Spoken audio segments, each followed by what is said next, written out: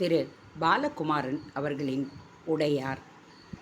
இந்த கிராமத்தை விட்டு ஒட்டுமொத்தமாக காலி செய்து அந்த நிலத்தை நாம் ஆக்கிரமித்துக் கொள்வதுதான் நல்லது. ராஜராஜ பெருந்தச்சர் சொல்ல, ஏன்? ராஜராஜ தேவர் பதற்றமின்றி கேட்டார். இந்த கிராமம் முழுவதுமே மெல்லிய மண் நிரம்பி இருக்கலாம். இடுப்பு உயர புற்றுகள் 3 எழுந்திருக்கும் எனில் இந்த கிராமம் முழுவதும் நல்ல மெல்லிய மண் கிடைக்கும் என்று எனக்கு தோன்றுகிறது. அந்த விதமான மண் நமக்கு தேவை. எங்கெங்கே அந்த வித மண் இருக்கிறதோ அதை தோண்டி எடுத்து தனியே குவித்து சற்று நீர் தெளித்து ஆற வைத்து மறுபடியும் லேசாக அரைத்து சுண்ணத்தோடு கலந்து ஒரு கலவை தயாரித்து 2 பாறைகளுக்கு நடுவே பூசப்படின் இரும்பை காய்ச்சி உருக்கு ஊற்றுவது போல் இருக்கும். எனக்கு உடனடியாக அந்த கிராமத்திற்கு போய் அந்த மண்ணை பரிசோதிக்க வேண்டும் என்ற ஆசை. நான் போய் பரிசோதித்து அந்த மண் வேண்டுமென்று சொன்னால் அந்த மக்கள் என்ன செய்வார்கள் என்று எனக்கு தெரியவில்லை. அவர்கள் சொல்வது போல் காலம் காலமாக வாழ்ந்து வந்த பூமியை விட்டு அவர்களை வெளியேறச் சொல்ல முடியுமா என்பது எனக்கு தெரியவில்லை. அந்த உத்தரவை நீங்கள் தான் பிறப்பிக்க வேண்டும். அப்படியொரு உத்தரவை நீங்கள் பிறப்பித்தால் அவர்கள் உங்களை எவ்விதம் நேசிப்பார்கள், எப்படி மதிப்பார்கள், எந்த விதமாக எதிர்ப்பார்கள் என்பதும் எனக்கு புரியவில்லை. உங்களுக்கு அது இழுக்கு தரக்கூடுமோ என்கின்ற அச்சமும் ஏற்படுகின்றது. ஆனால் அந்த மண் வேண்டுமென்ற ஆசையை என்னால் தனித்து கொள்ள முடியவில்லை. நீங்கள் எந்த முடிவும் எடுப்பதற்கு முன் நான் என்னுடைய ஆட்களை அங்கே அனுப்பி 2 கூடை மண் கொண்டு வரச் செய்யப் போகிறேன். என் எண்ண ஓட்டங்கள் சரிதானே மன்னரே? பணிவோடு கேட்டார் அவர். மாமன்னர் ராஜராஜ தேவர் கண்களை மூடிக்கொண்டார். ஒரு கோயில் கட்டுகின்ற பொழுது இப்படிப்பட்ட இடைஞ்சல்கள் ஏற்படத்தான் செய்யும். உங்களுக்கு அந்த கிராமம் அவசியம் தேவையெனில் அதை நான் நிச்சயம் செய்து கொடுப்பேன். அந்த மண் மிக உயர்ந்ததெனில் அந்த மக்களை நிச்சயம் அங்கிருந்து அப்புறப்படுத்துவேன். எத்தனை காலம் அவர்கள் வாழ்ந்த பூமியாக அது இருந்தாலும் அந்த மண் நமக்கு கோயில் கட்ட தேவையெனில் அந்த மக்களை அந்த இடத்தை விட்டு குடிபெயர்த்தத்தான் வேண்டும். வேறு இடத்தில் நாம் அவர்களை குடியேற்றுவோம். கவலை வேண்டாம். நீங்கள் போகாது உங்கள் ஆட்களை பாம்பு பிடாரர்களைப் போல் வேடமணியை செய்து அனுப்புங்கள். மண்ணை எடுத்து வரச் சொல்லுங்கள். பரிசோதித்து முடிவை சொல்லுங்கள். மன்னர் கட்டளையிட ராஜராஜ பெருந்தச்சர் வெளுக்கென்று எழுந்தார். குனிந்து வணங்கினார். வேகமாக அரசவையை கடந்தார். முற்றத்தை தாண்டினார். குறுகிய வாசல் வழியே வெளியேறினார். வெளியே மிகப்பெரிய திடல் ஒன்று இருந்தது. அங்கு போய் அங்கிருந்த குதிரை லாயத்தில் தன் குதிரையை தேடி தாவி ஏறினார். வேகமாக செலுத்தினார். அவர் வேகமாக போவதை அந்த ஊர் மக்கள் பார்த்தனர். அவர்களுக்கு முகம் கொடுத்து பேசாத பெருந்தச்சரின் போக்கு அவர்களுக்கு பிடிக்கவில்லை. அவரால் தங்களுக்கு ஏதேனும் ஆபத்து வரக்கூடும் என்று அவர்களுடைய உள்ளுணர்வு சொல்லியது. ஊர் மக்கள் கலந்து போய்விட கடுவன்காரி அரசவை முற்றத்திலேயே நின்றிருந்தான். ஒரு ஆள் மட்டும் குத்திட்டு தரையில் உட்கார்ந்து கொண்டிருப்பதை காவலாளி பார்த்துவிட்டு விசாரிக்க அவன் பஞ்சவன் மாதேவி உட்காரச் சொன்னதாய் பதில் சொன்னான். எங்களிடம் அப்படி சொல்லவில்லையே. என்னிடம் சொன்னார். அவருக்கு செய்து கொண்டு வந்திருக்கிறேன். ஓய்வான நேரத்தில் அவர் என்னை வந்து சந்திப்பதாக சொல்லியிருக்கிறார். அப்படியா? நான் விசாரிக்கட்டுமா? செய்யுங்கள். காவலாளி உள்ளே போனான். பஞ்சவன் மாதேவியின் செய்திகளை தேடினான். கூப்பிட்டு விஷயத்தை சொன்னான். அவர்கள் மூலமாக பஞ்சவன் மாதேவிக்கு விஷயம் தெரிவிக்கப்பட்டது. அவன் பெயர் என்ன என்று அவள் கேட்க யாரும் பெயர் கேட்காமல் வந்திருப்பது தெரிய வந்தது. மேல் மாடத்திற்கு வந்து எட்டி பார்த்தாள் அவள். கடுவன்காரி எழுந்து நின்று கைகோப்பினான். எங்கிருந்து வருகிறார் என்று விசாரித்து சொல். கீழுள்ள காவலாளிக்கு அவள் உறக்கச் சொன்னாள். கடுவன்காரி நின்ற இடத்திலிருந்து புலிக்குட்டி என்று உறக்க கூவினான். அருகிலுள்ள காவலாளி அம்மனிதன் தன் பெயரை சொல்வதாக நினைத்து கொண்டான். பஞ்சவன் மாதேவி துணுக்குற்று விட்டாள். வேறு யாரேனும் தங்களை பார்க்கிறார்களா என்று சுற்றுமுற்றும் பார்த்தாள். யாரும் இல்லை என்று தெரிந்தவுடன் உதட்டின் மீது விரலை வைத்து அமைதி என்று சொன்னாள். புலிக்குட்டி என்றால் ராஜேந்திர சோழர் என்று அர்த்தம். ஆனால் ராஜேந்திர சோழரிடமிருந்து வந்த மனிதரை உடனடியாக பார்க்க முடியாது. இப்பொழுதே கீழே இறங்கினால் எதற்கு என்ற கேள்வி வரும். மன்னரும் விசாரிப்பார். மன்னர் அந்த ஊர் பற்றி கவலையில் இருக்கிறார். வேறு என்ன செய்வது? வேறு எந்த இடத்தில் மக்களுக்கு இடம் கொடுப்பது என்ற யோசனையில் இருக்கிறார். இப்பொழுது அவருக்கு அருகே இருப்பது தான் அழகு. அதுவும் தவிர வந்திருந்த வரைபடங்களை விரித்து பார்க்கவே இல்லை. அதுவும் பார்க்க வேண்டியிருக்கிறது. அதையும் தவிர அந்தப்புறத்திலுள்ள மற்ற அரசியர்கள் மன்னரோடு பேசி வெகு நாளாயிற்று என்ற குறையையும் சொல்லுகிறார்கள். இன்று பிற்பகல் அவர்களோடு உட்கார்ந்து பேசுவதாகவும் ஒரு ஏற்பாடு இருக்கிறது. இந்த நேரத்தில் அந்த தூதுவனை போய் பார்த்தால் இந்த வேலைகள் மொத்தமும் கெட்டுவிடும். எனவே அவனை நாளை வரை இருக்கச் சொல்ல வேண்டும் என்று நினைத்து கோட்டைக்கு வெளியே காத்திருக்கச் சொல்லி செய்தி அனுப்பினாள். கடுவன்காரி அரண்மனை முற்றத்தை விட்டு வெளியேறினான். மன்னர் பகல் உணவு உண்ண உட்கார்ந்தார். அவரை சுற்றிலும் அரசிகள் உட்கார்ந்தனர். சேடி பெண்கள் பரிமாற ஆரம்பித்தார்கள். நீங்கள் கோவில் கட்ட விரும்புவதாக எல்லோரும் பேசிக் கொள்ளுகிறார்கள். எங்களிடம் இதுவரை நேரே உங்கள் மனதிலுள்ள கோயில் என்ன என்பதை நீங்கள் சொல்லவே இல்லை. தயவு செய்து எங்கள் எல்லோருக்காகவும் என்ன விதமான கோவில் கட்டப் போகிறீர்கள், ஏன் இந்த கோவில் கட்டும் ஆவல் எழுந்தது என்று நீங்கள் சொல்ல வேண்டும். எங்களோடு இந்த பிற்பகல் முழுவதும் பேச வேண்டும். உங்களோடு பேசி 2 மாதமாகிறது. வானவன்மாதேவி சொல்ல, மன்னர் ஒரு கை சோறை எடுத்து அதில் பொரித்த காயை வைத்து அவளிடம் நீட்டி சாப்பிடு என்று சொன்னார். வானவன்மாதேவி சந்தோஷமாக வாங்கி கொண்டாள். விலகி உட்கார்ந்திருக்கிறீர்களே, இன்னும் சற்று நெருங்கி வட்டமாக உட்காருங்கள் என்றார். அங்கிருந்த 6 மனைவியரும் நெருங்கி வட்டமாக மன்னரை சுற்றி உட்கார்ந்தனர். தொலைவில் இருந்து பார்த்த பஞ்சவன்மாதேவிக்கு அந்த காட்சி மிகுந்த சந்தோஷத்தை கொடுத்தது. எனக்கு ஏன் கோவில் கட்ட வேண்டும் என்று தோன்றியது தெரியுமா? அதற்கு ஒரு நல்ல காரணம் உண்டு. நீங்கள் யாரேனும் திருத்தொண்டர் புராண கதைகளை கேட்டிருக்கிறீர்களா? எவருக்கேனும் தெரியுமா? என்ன கதை தெரியும் என்று சொல்லுங்கள் பார்க்கலாம். ராஜராஜ சோழர் வினவ அவன் மனைவிமார்கள் மௌனமாக இருந்தனர். எனக்கு 2 கதைகள் தெரியும். வானவன்மாதேவி சொல்ல, பல கதைகள் இருக்கின்றன மாடமாதேவி, பல 100 கதைகள் இருக்கின்றன. அதில் வெகு சிலவே தொகுப்பாகி இருக்கின்றன. பல கதைகள் மறைந்தும் வருகின்றன. அவற்றுக்குள் கண்ணப்ப நாயனார் பற்றிய கதை என் நெஞ்சை உலுக்கிவிட்டது தேவி. மன்னர் சொன்னார். என்ன கதை? ஒரு இளம் மனைவி மன்னரை விசாரித்தாள். அருகே வா. மன்னர் அவளை கையசைத்து கூப்பிட்டார். அவர் அருகே வந்து அவருடன் நெருங்கி உட்கார்ந்து கொண்டாள். மன்னர் அவர் மீது மெல்ல சாய்ந்து கொண்டார். 2 பிடி அன்னம் அவளுக்கு கொடுத்தார். தானும் சாப்பிட்டார். இந்த ஆர்வம் முக்கியம். இப்படி ஆர்வப்படுபவர்களை எனக்கு பிடிக்கும். கண்ணப்ப நாயனாரின் கதையை உங்களுக்கு சொல்லுகிறேன், கேளுங்கள். மன்னர் ஒரு பாடசாலை ஆசிரியை போல் சொல்ல, மற்ற மனைவிகள் ஆசையோடு அதை கேட்க, பஞ்சவன்மாதேவி கடுவன்காரியை நோக்கி போகலாமா என்று யோசித்தாள். அவளுக்கு கண்ணப்ப நாயனார் கதை மன்னரால் ஏற்கனவே சொல்லப்பட்டிருந்தது. இதற்கு முன்பு அரசரால் ஒரு முறையும், கருவூர் தேவர் ஒரு முறையும், நம்பியாண்டர் நம்பி அவர்களிடம் 2 முறையும் கண்ணப்ப நாயனார் கதையை கேட்டு பஞ்சவன்மாதேவி கண் கலங்கி இருக்கிறாள். இப்பொழுது குளிர்காற்று வீசுகின்ற அந்தப்புறத்துக்கு நடுவே பஞ்சனையில் சரிந்து உட்கார்ந்து முழு ஈடுபாட்டுடன் மன்னர் அந்த கதையை சொல்ல உட்கார்ந்து கேட்க வேண்டும் என்கின்ற ஆவல் மீண்டும் அவளுக்கு பெருக்கெடுத்தது. மற்ற அரசிகள் அந்த கதையை எப்படி உணர்கிறார்கள், அவர்கள் முகபாவம் எப்படி மாறுகிறது என்று பார்க்க வேண்டும் என்ற ஆவலும் ஏற்பட்டது. ஆனால் ராஜேந்திரனிடமிருந்து கடுவன்காரி வந்திருப்பதை புத்தி அடிக்கடி நினைவுபடுத்தி கொண்டே இருந்தது. வெறும் ஓலையாய் செய்தி அனுப்பாமல் ஆள் மூலம் செய்தி அனுப்பியிருக்கிறான் என்றால் ராஜேந்திரருக்கு ஏதோ பதில் தேவை என்பதும் முக்கியமாகின்றது. கடுவன்காரி கேள்விகள் கேட்க, தஞ்சையின் இன்றைய அரசியல் பற்றி அவனுக்கு விளக்குச் சொல்லி மன்னரின் மனோநிலை பற்றி ராஜேந்திரனுக்கு தெளிவாக புரியும் வண்ணம் விவரம் சொல்லி அனுப்ப வேண்டும். மன்னா, எனக்கு சில வேலைகள் இருக்கின்றன. நான் அரண்மனையை விட்டு வெளியே போய் வரலாமா என்று அவள் மன்னரின் அருகே போய் காதோரம் கேட்டாள்.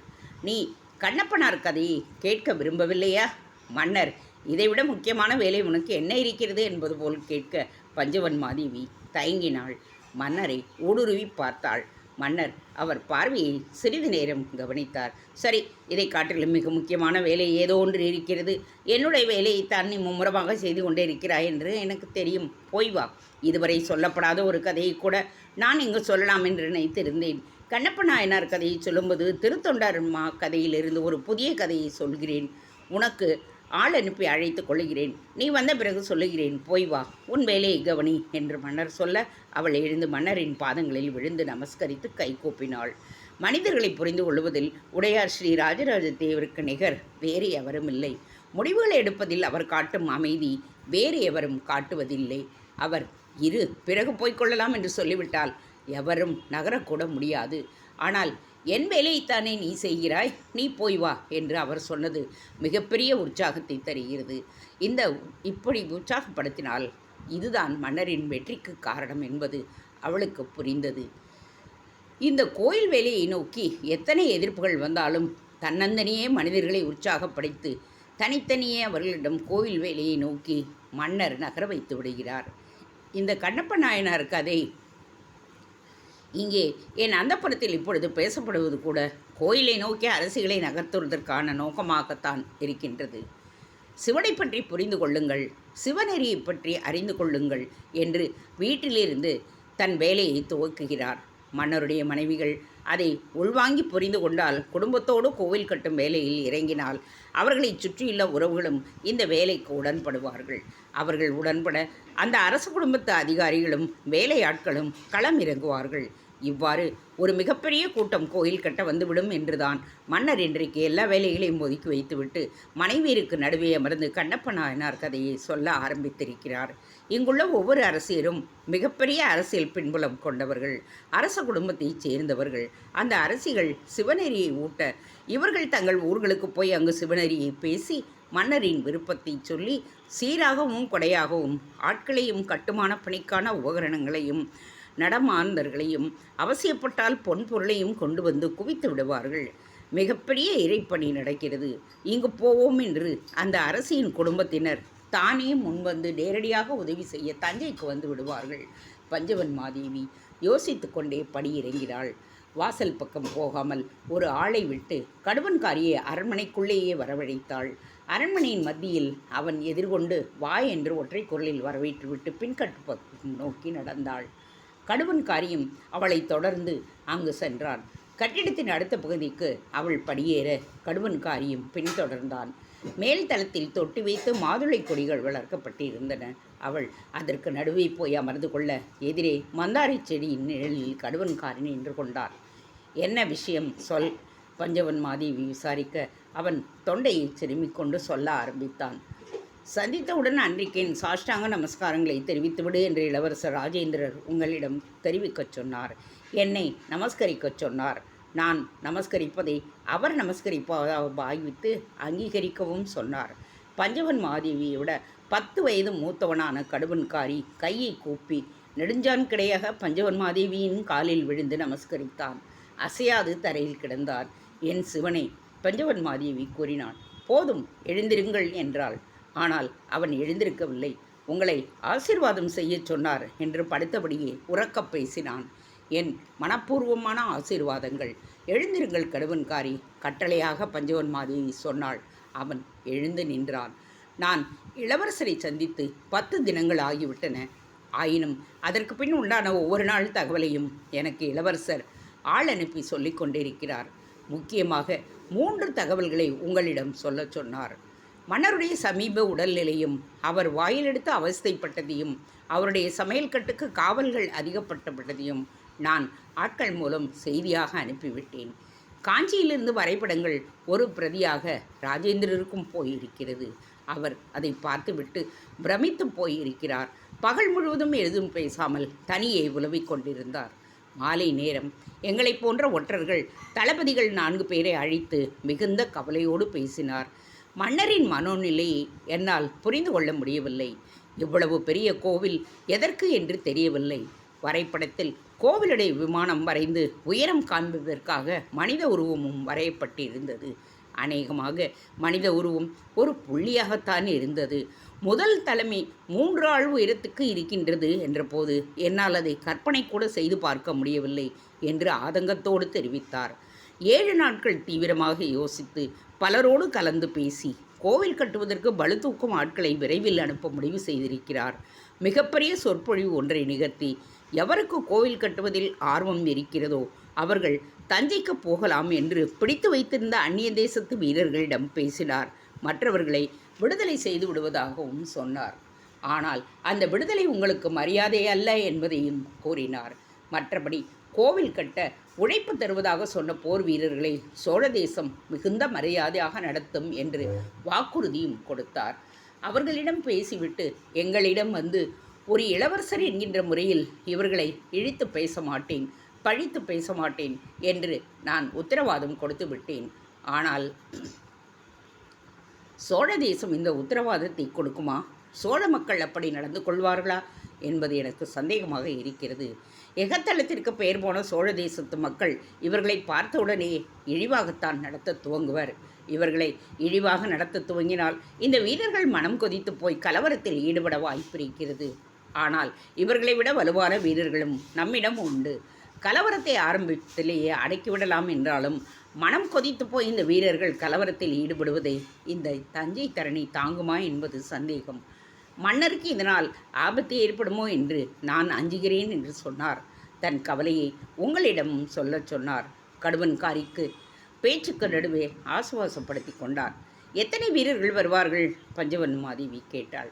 10,000 வீரர்கள் முதல் பகுதியாக வருவார்கள்.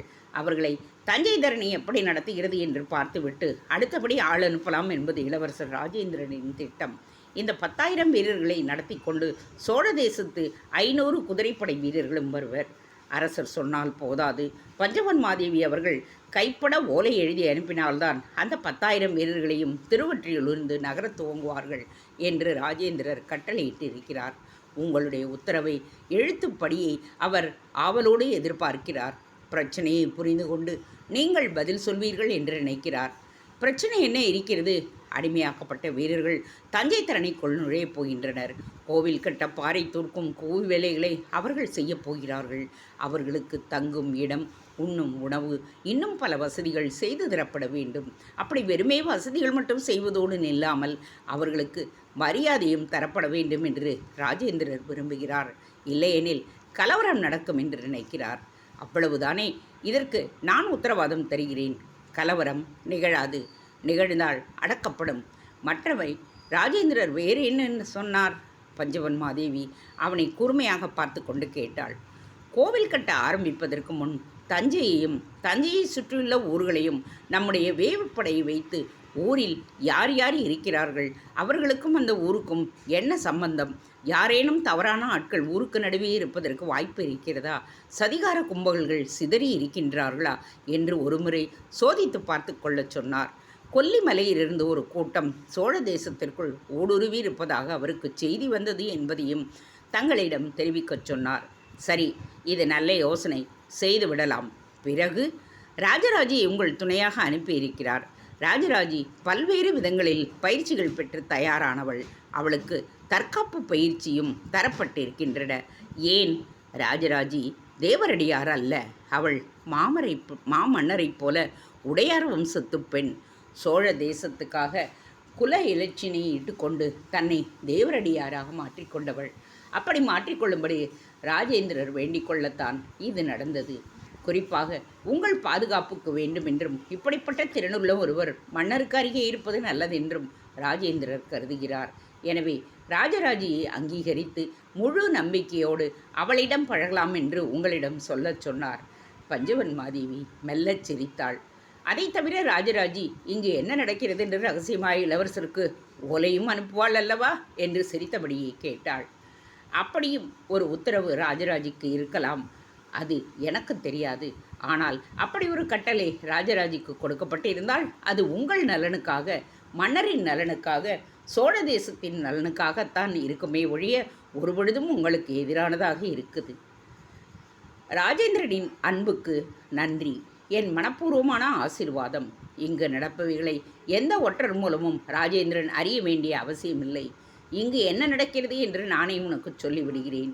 நீ தகுந்த ஆட்களின் மூலம் அதை ராஜேந்திரனுக்கு சொல்லிவிடு. ராஜேந்திரனுடைய ஆவல், மன்னரை சுற்றி நடக்கிற விஷயங்களை தெரிந்து கொள்ள துடிக்கின்ற வேகம் எனக்கு புரிகின்றது. ஆனால் இங்கு ரகசியமாக எதுவுமே நடைபெறவில்லை என்பதையும் ராஜேந்திரன் புரிந்து கொள்ளட்டும். அந்த 10,000 வீரர்களை உடனே புறப்படச் சொல். எவ்வளவு சீக்கிரம் அவர்கள் தஞ்சை தரணிக்கு வந்து சேர்கிறார்களோ அவ்வளவுக்கு நல்லது. மன்னர் இதற்கான உத்தரவை எப்பொழுதோ சொல்லிவிட்டார். தங்குமிடங்களை நான் ஏற்பாடு செய்து கொண்டிருக்கிறேன். அந்த வீரர்கள் மிகவும் மரியாதையுடனும் கம்பீரத்துடனும் நடத்தப்படுவார்கள். இங்கு வந்த பிறகு அவர்களுக்கு ஏதாவது மரியாதை குறைவு நடந்தால் அவர்களை இங்கிருந்து தங்கள் தேசத்திற்கு போய்விடலாம். அவர்களை உடனடியாக விடுதலை செய்யப்படுவார்கள். வேறு ஏதேனும் செய்தி உண்டா காரி? பஞ்சவன் மாதேவி கம்பீரமாக கேட்டாள். இல்லை தாயே, கடுவன்காரி கைகூப்பினான். கேள்விகள் சில எனக்கு உண்டு. சற்று புருவத்தை நெறித்து கடுவன்காரியை உற்று பார்த்தாள். கடுவன்காரி அந்த உறுத்தலை தாங்காமல் கண்களை மூடிக்கொண்டான். கேளுங்கள் தாயே, கம்மாளர் குடியிருப்பில் 2 நாட்கள் தங்கி இருந்தீர்களாமே? ஆம். அங்கு என்ன செய்து கொண்டிருந்தீர்கள்? என்னுடைய நண்பர்கள் சிலர் அங்கு உண்டு. சந்தித்து பல நாட்கள் ஆகிவிட்டன. அவர்களோடு பேசிக்கொண்டிருந்தேன். என்ன பேசிக்கொண்டிருந்தீர்கள்? அரசியலா வீட்டு நடப்பு பற்றி பேசி முடித்த பிறகு நாட்டு நடப்பை பற்றி பேச்சு வரத்தான் செய்யும். கம்மாளர்கள் கவலையோடு என்ன நடக்கிறது என்று கேட்டார்கள். அதற்கு நான் பதில் சொல்லிக் கொண்டிருந்தேன். அந்த கம்மாளர்கள் ராஜேந்திரனிடம் மிகுந்த விசுவாசம் உள்ளவர்களா? ஆம் தாயே, இளவரசர் ராஜேந்திரனிடம் விசுவாசமாக இருப்பதாலேயே மன்னர் ஸ்ரீ உடையார் ராஜராஜதேவரிடமும் இணக்கமாக இருப்பார்கள் என்று ஏதேனும் உண்டா? எதிர்க்கும் மனோபாவம் வந்துவிடாதா? இல்லை தாயே, அங்கு ஒரு உயிர் கூட மன்னருக்கு எதிராக அசையாது. இது சத்தியம். ஆனால் கோவில் கட்டுகிறார் என்றால் தலையில் அடித்துக் கொள்ளுவார்கள், அப்படித்தானே? சீரலோடு பஞ்சவன்மாதேவி கேட்டார். இந்த வேவுக்காரனையே வேவு பார்த்திருக்கிறீர்கள் என்று புரிந்து கொண்டேன் தாயே. உலகத்தில் உள்ள அத்தனை உயிர்களையும் மன்னர் ராஜராஜர் வேவு பார்ப்பார் என்பதை தயவு செய்து நீயும் ராஜேந்திரனும் ஞாபகம் வைத்துக் கொள்ளுங்கள். மன்னருக்கு தெரியாமல் இந்த சோழ தேசத்தில் ஒரு துரும்பு கூட அசையாது என்பதை புரிந்து கொள்ளுங்கள். சிரிப்பாய், இதமாய், மிருதுவாய் மன்னவர் இருப்பதாலேயே அவர் ஏமாளியாக இருக்கிறார் என்று கணக்கு போட்டால் அது மிகப்பெரிய தவறு என்பதையும் புரிந்து கொள்ளுங்கள். இங்குள்ள கம்மாளர் கூட்டம் ராஜேந்திரனை தங்களுடைய தலைவனாக நினைத்து கொண்டு ராஜேந்திர வழிபாடு செய்து கொண்டிருக்கிறது என்பது எங்களுக்கு தெரியும். அதை மன்னர் பெருந்தன்மையோடு அனுமதித்தும் இருக்கிறார். நாளைக்கு அரசராகப் போகிறவரை இன்றே கொண்டாடுகிறார்கள். இதில் என்ன தவறு என்று கேட்கின்றார். ஆனால் ராஜேந்திரனை கொண்டாடுகின்ற வேகத்தில் மன்னர் செய்கின்ற காரியங்களை விமர்சித்து கம்மாளர்கள் பேசுகிறார்கள் என்றும் நான் கேள்விப்படுகிறேன். இன்னொரு முறை வெளிப்படையாக மக்களுக்கு நடுவே கம்மாளர்கள் மன்னனுடைய காரியங்களை விமர்சித்து பேசினால் நான் கடுமையாக இருப்பேன் என்று அந்த கூட்டத்துக்கு சொல்லிவிடுங்கள். பஞ்சவன்மாதேவி இத்தனை கோபமான முகத்தோடு அந்த அரண்மனையில் எவருமே பார்த்ததில்லை. அம்மா, பிரச்சனை என்னவென்று நான் சொல்லிவிடட்டுமா? கடுவன்காரி கைகூப்பினான். எனக்கு தெரியும். போர் நடந்தால்தான், போர்க்கருவிகள் செய்தால்தான் கம்மாளர்களுக்கு வாழ்க்கை வசதி உயரும்.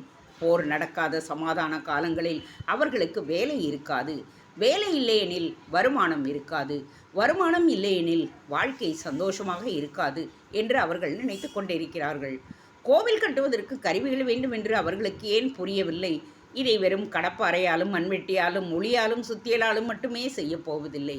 வேறு சில புதுவிதமான உபகரணங்களை இவர்கள் செய்ய வேண்டியிருக்கும். மிக கவனமாக பணியாற்ற வேண்டியிருக்கும். எனவே போர்க்கருவி செய்ய முடியவில்லையே, வருமானம் வரவில்லையே என்று அவர்கள் வெளிப்படையாக புலம்புவதை உடனடியாக நிறுத்தி கொள்ளச் சொல்லுங்கள். தஞ்சை தரணிக்கு அருகேயே இருந்து கொண்டு ஒரு கூட்டம் மன்னருடைய நடவடிக்கைகளை எதிர்த்து புலம்பினால் அது மக்களிடையே வேறு விதமான விளைவை உண்டாக்கும். மன்னருக்கு எதிராக ஒரு சிறு குரல் கூட எழும்புவதை நான் விரும்பவில்லை.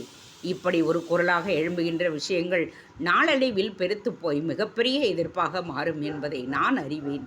எனவே கம்மாளர்கள் எந்த அபிப்பிராயமும் இல்லாமல் அமைதியாக இருக்க வேண்டும் என்பதை மன்னரின் உத்தரவாகவே அவர்களுக்கு சொல்லிவிடுங்கள். அவர்களுக்கு நடுவே நின்று ராஜேந்திர சோழர் தன் அன்பை தெரிவிக்கச் சொன்னார், நட்பை தெரிவிக்கச் சொன்னார் என்று பொற்கிழி கொண்டு போய் கொடுப்பதை தயவு செய்து நிறுத்துங்கள். இது நல்லதல்ல, மிகவும் கெடுதல். இது மன்னரிடம் இன்னும் போகவில்லை. இதை எப்படி சொல்வது என்று தெரியாமல் தான் நான் மருகிக் கொண்டிருக்கின்றேன். மன்னர் வசிக்கின்ற அரண்மனைக்கு அருகே உள்ள ஒரு ஊர், அதிலே ஒரு பகுதி, அந்த பகுதியில் இளவரசரை ஆதரிக்கின்ற ஒரு தனி கூட்டம் இருக்கிறது என்று இருப்பின் இந்த தஞ்சை தரணியின் தலையெழுத்து என்னாகும்? இது சரிதானா? நியாயம்தானா? இதை செய்வதற்காக காஞ்சிபுரத்திலிருந்து நீங்கள் தடையாக இங்கே வந்திருக்கிறீர்கள்? நான் சொல்வது புரிகிறதா கடுவன்காரி? கோபத்தோடு பஞ்சவன்மாதேவி கேட்டாள். பழுதர வேவு பார்த்திருக்கிறீர்கள் என்பது புரிகிறது. நீங்கள் அறியாமல் இந்த தேசத்தில் எதுவும் நடக்காது என்பதும் எனக்கு புரிகிறது. ராஜேந்திரரும் அதை உணர்ந்திருக்கிறார். ஆனால் நீங்கள் நினைப்பது போல் மன்னருக்கு எதிராகவோ சோழ தேசத்திற்கு எதிராகவோ அங்குள்ள கம்மாளர்கள் எந்த காரியத்தையும் செய்யவில்லை என்பதை தயவுசெய்து தாழ்மையோடு நான் தெரிவித்துக் கொள்ளுகின்றேன். பிழைப்பு போயிற்று என்பது மட்டுமல்ல, அவர்கள் ஊருக்கு மன்னர் ஸ்ரீ ராஜராஜ தேவர் வந்து 3 வருடங்கள் ஆகின்றன என்கின்றனர். போர் நடக்கும் பொழுது வாரத்திற்கு ஒரு முறை மன்னர் அங்கு விஜயம் செய்வார். கருவிகள் செப்பனிடுவதையும் புதிதாக உருவாக்குவதையும் மேற்பார்வையிடுவார். 3 வருடங்கள் ஆகிய ஒரு தளபதி கூட நுழையாத அந்த கிராமத்திற்குள் நான் நுழைந்த போது மக்கள் சற்று ஆவேசமாகவே பேசத் துவங்கிவிட்டார்கள் என்பதுதான் உண்மை. ஆனால் அவர்கள் எவரும் விரோதிகள் இல்லை என்பதை நான் மறுபடி கூறிக்கொள்ள விரும்புகின்றேன். தவறான பேச்சு ஆரம்பித்திருக்கிறது. தவறான பேச்சு தவறான வழிக்கு கொண்டு போய் விடுவிடுவது கருதன்காரி. அது ஏன் உனக்கு புரியவில்லை? புரிகிறது தாயே, நான் கண்டித்து வைக்கின்றேன். கடுவன்காரி, சொல்லுங்கள் அம்மா. எனக்கு வேவுக்காரனாக சிறிது நேரம் நீ பணியாற்ற வேண்டும். உத்தரவிடுங்கள் அம்மா. நான் சோழ தேசத்தின் நாய். சோழ தேசத்தின் நலனுக்காக எவருக்கு வேண்டுமானாலும் கை கட்டி பணிவேன். ராஜேந்திர சோழனின் தனிப்படை தளபதியான உன்னை நான் வேலை வாங்குவது நல்லதல்ல. இருப்பினும் எனக்கு வேறு வழி தெரியவில்லை. என்னுடைய ஆட்களை அனுப்பினால் அது சரியாக வராது. எனவே நீ போய் எனக்கு சில தகவல்களை சேகரித்து வர வேண்டும். சொல்லுங்கள் தாயே. அருகிலே ஒரு கிராமத்தில் பாம்புகளின் நடமாட்டம் அதிகம் இருக்கிறது என்று சொன்னார்கள். அந்த கிராமத்தை சுற்றி பார்த்துவிட்டு வர வேண்டும். அங்கிருந்து ஒரு கூடை மண் அள்ளி கொண்டு வர வேண்டும். அந்த மண் கோவில் கட்டுவதற்கு உபயோகமா என்று ராஜராஜ பெருந்தச்சர் கேட்கின்றார். அப்படி அந்த மண் உபயோகமாகும் என்றால் அங்கிருந்து அந்த கிராம மக்களை குடிபெயரச் செய்து வேறு ஒரு இடத்தில் வீடு கட்டி கொடுத்து குடியேற வைக்க வேண்டியிருக்கும். அந்த வேளாளர்கள் அதற்கு ஒத்துக்கொள்வார்களா என்பது தெரியவில்லை. யார் சொன்னால் அவர்கள் இதை ஏற்கொள்வார்கள் என்பதை எனக்கு நீ கண்டுபிடித்து சொல்ல வேண்டும். அந்த மக்கள் என்ன எதிர்பார்ப்பார்கள் என்று அவர்களிடம் பேசி எனக்கு தகவல் தெரிவிக்க வேண்டும். இப்பொழுது கண்முன் நிற்கின்ற உடனடியான பிரச்சனை அந்த மண் வேண்டுமென்று பெருந்தச்சர் உத்தரவிட்டு விட்டால் எப்படியாவது மக்களுக்கு தெரிந்துவிடும். தங்களை கிராமம் விட்டு அனுப்பப் போகிறார்கள் என்று சொன்னால் மக்கள் எதிர்ப்பு தெரிவிப்பர். மக்கள் எதிர்ப்பு தெரிவித்தால் அது நல்லதல்ல. கோவில் கட்ட ஆரம்பிக்கும் பொழுதே இப்படி ஒரு எதிர்முழக்கம் வரக்கூடாது என்று நான் விரும்புகிறேன். மிக சமாதானமாக பேசி மிக உயர்ந்த இந்த காரியத்தில் அவர்களது பங்கினை சொல்லி அவர்களை அப்புறப்படுத்துவது எப்படி என்பதை யோசிக்க வேண்டும். அதற்கான வழிமுறைகளை நீ கண்டறிந்து வந்து எனக்கு சொல்ல வேண்டும். நிச்சயம் செய்கின்றேன் தாயே. ராஜேந்திர சோழன் தருகின்ற பண முடிப்புகளை தவிர்த்து இதற்காக உனக்கு தக்க சன்மானமும் வழங்கப்படும். நான் வாங்கிக் கொள்ள மாட்டேன் அம்மா. ஏன்? ராஜேந்திர சோழர் எனக்கு கட்டளையிட்டு இருக்கிறார். அன்னை பஞ்சவன் மாதேவி ஏதேனும் வேலை கொடுத்தால் அங்கேயே தங்கி நன்கு செய்து முடித்துவிட்டு பிறகு வந்தால் போதும் என்று எனக்கு உத்தரவாகி இருக்கிறது. அடடா, ராஜேந்திர சோழன் என்னையும் வேவு பார்க்க ஆள் அனுப்பியிருக்கின்றானா? ஏன் தாயே இப்படி பேசுகிறீர்கள்? உங்களை வேவு பார்த்து என்ன ஆகப் போகிறது? பணிவுடன் பேசினான். இது அரசியலில் சகஜம். தந்தை மகனை வேவு பார்ப்பதும் மகன் தந்தையை வேவு பார்ப்பதும் சாதாரண விஷயம்தான். இது குறித்து எனக்கு கவலையும் இல்லை. என்னை பற்றி செய்திகளையும் நீ அவ்வப்பொழுது திருவொற்றியூருக்கோ காஞ்சிபுரத்துக்கோ அனுப்பி கொண்டே இருக்கலாம். ராஜராஜையும் அதற்குத்தானே எனக்காக அங்கே நியமிக்கப்பட்டிருக்கிறாள் என்று பஞ்சவன் மாதேவி சிரித்தபடியே சொல்ல, அதுவரை இறுகிய முகத்தோடு இருந்த கடுவன்காரியும் வாய்விட்டு சிரித்து விட்டான். தாயே, உங்களைப் போன்ற ஒருவர் அரசருக்கு அருகே இருக்கும் பொழுது அரசரை யாராலும் எதுவும் செய்ய முடியாது. இல்லை, அந்த கர்வம் எனக்கு இல்லை. அப்படி செய்துவிட்டார்கள் என்று ஒரு சின்ன வலி, வேதனை, தோல்வி மனப்பான்மை எனக்கு வந்துவிட்டது. இன்னும் காவலை பலப்படுத்த வேண்டும். அதே நேரம் மக்களை நெருங்கி வருவதையும் தடுக்காது இருக்க வேண்டும். பாண்டிய நாட்டு ஆபத்து உதவிகள் அதிகமாகிவிட்டார்கள். உள்ளுக்குள்ளேயே ஊடுருவியும் விட்டார்கள் என்று நானும் கேள்விப்பட்டேன். எப்படி கண்டுபிடிப்பது என்று எனக்கு தெரியவில்லை. அதற்கு நான் உதவியாக இருக்கிறேன். நீங்கள் கட்டளையிட்டால் ராஜேந்திரருக்கு செய்தி அனுப்பி வருகின்ற இந்த படையோடு பாண்டிய நாட்டு ஆபத்து உதவிகளை கண்டுபிடிக்கின்ற ஒற்றர் படையையும் ராஜேந்திரனிடம் அனுப்பச் சொல்லுகின்றேன். புரியவில்லையே? பஞ்சவன் மாதேவி முகம் சுருக்கி கேட்டாள். சோழ தேசத்து ஆளாக வராது, கல் தூக்குகின்ற கூலி ஆட்களாக, அண்டை நாட்டு படை வீரர்களாக, அடிமகளாக பிடித்து வைக்கப்பட்டிருப்பவர்களாக சோழ ஒற்றர் படையினர் 10 பேர் அந்த கூட்டத்தோடு வருவர். தாங்கள் அதிகம் பாதிக்கப்பட்டதாய் நடிப்பார்கள். அண்டை நாட்டு ஆபத்து உதவிகளை புகழ்ந்து பேசுவார்கள். அதன் மூலம் பாண்டிய நாட்டு ஆபத்து உதவிகளுக்கு வலை விரிப்பார்கள். இது செய்யலாமா என்று யோசித்து சொல்லுங்கள். நான் விரிவாய் இளவரசருக்கு செய்தி அனுப்புகிறேன். கடுவன்காரி பணிவோடு சொன்னான். பஞ்சவன் மாதேவி தலைக்கு மேல் படர்ந்திருந்த மாதுளம் கொடியை மெல்ல வருடி கொடுத்து இலையை கிள்ளி முகர்ந்து பார்த்தால் இதமான இனிப்பு வாசனை அடித்தது. அனுப்பச் சொல். அந்த 10 பேர் யார் என்று எனக்கு தெரிய வேண்டும். அவர்கள் தனியே என்னை வந்து பார்க்க வேண்டும். பாண்டிய நாட்டு ஆபத்து உதவிகளை தடுப்பதற்காக வருகின்ற ஒற்றர்கள் கூலி ஆட்களோடு கலந்து அனுப்பச் சொல். நான் வேறு வழியிலும் முயற்சிக்கின்றேன் என்பதையும் தெரிவித்துவிடு. வேறு எதுவும் வேலைகள் உண்டாத்தாயே? கடுவன்காரி கை கூப்பினான். இடுப்பு மறைப்பிலிருந்து 30 பொற்காசுகள் கொண்ட பையை எடுத்து கடுவன்காரியிடம் அவள் நீட்டினாள். இது முதல் தொகை. அடிக்கடி விதம் தரப்படும் கடுவன்காரிக்கு குடும்பமில்லை என்று அறிகிறேன். இருப்பினும் சந்தோஷமாக இருப்பதற்காக செலவுகள் அனைத்தும் சோழ அரண்மனை கவனித்துக் கொள்ளும். போகலாம் என்று உத்தரவிட்டாள். உள்ளங்காலில் இருந்து உச்சம் தலை வரை சகல செய்திகளும் பஞ்சவன் மாதேவிக்கு தெரிந்திருக்கின்றன என்பதை புரிந்து கொண்ட கடுவன்காரி மறுபடியும் அவள் காலில் விழுந்து வணங்கினான். எதற்கு? பஞ்சவன் மாதேவி பதறினாள். நீங்கள் வாழ்வாங்கு வாழ வேண்டும் தாயே. நீங்கள்தான் சோழ தேசத்தின் அச்சாணி என்பதை புரிந்து கொண்டு நமஸ்கரிக்கின்றேன். உங்களை என்னால் இயன்றவரை பாதுகாப்பேன். கடுவன்காரி கைகூப்பி விடை பெற்றான். கருவூர் தேவர் அவருடைய சீடர்களோடு தஞ்சையின் எல்லையில் வந்து நின்றார். குடமுருடி ஆற்றில் சமணமிட்டு உட்கார்ந்து கொண்டார். அவரை சுற்றி மீன்கள் எகிரி எகிரி குதித்தன. வாயால் நீரை முகர்ந்து முழு பலத்தோடு பீச்சினார். வாய் முழுவதும் நீர் வைத்துக்கொண்டு கண்களால் நீரால் அடித்து கொண்டார். நீருக்குள் வயிற்றை எக்கி எக்கி அழுத்தினார். கரையேறி புதர்களின் மறைவில் அமர்ந்து கொண்டார். வயிற்றை சுத்தம் செய்தார். மறுபடி ஆற்றில் இறங்கி இடுப்பளவு ஜலத்தில் உட்கார்ந்து மூச்சை அடக்கி காற்றை இழுத்தார்.